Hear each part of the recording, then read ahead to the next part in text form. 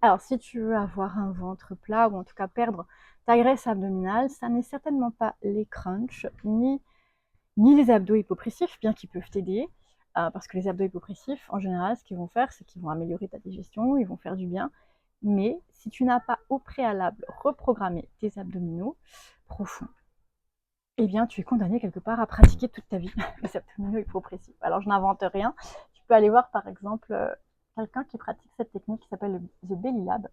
Et elle le dit, et les gens qui font sa technique le confirment, c'est du long terme. Il faut pratiquer, pratiquer, pratiquer, pratiquer pour avoir les résultats. Et pourquoi il faut pratiquer, pratiquer, pratiquer pour avoir les résultats? Parce que ça ne reprogramme pas tes muscles au préalable. Alors, je te propose de reprogrammer tes muscles abdominaux profonds. Comment on fait?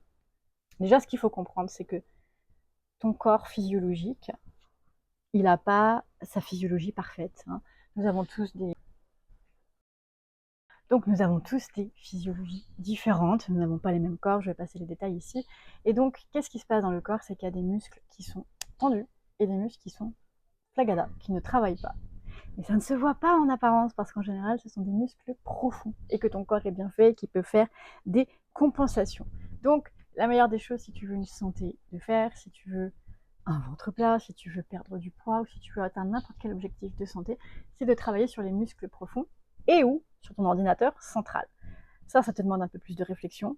Dans l'ordinateur central, c'est tes mémoires, tes conditionnements, tes croyances, etc. Il faut en prendre conscience. Si tu n'as pas envie de te casser la tête, travaille sur tes muscles profonds. Voilà. Exemple de muscles profonds au niveau du ventre. Travailler comme si tu voulais que ton sacrum passe de l'arrière vers l'avant. Arrière et avant.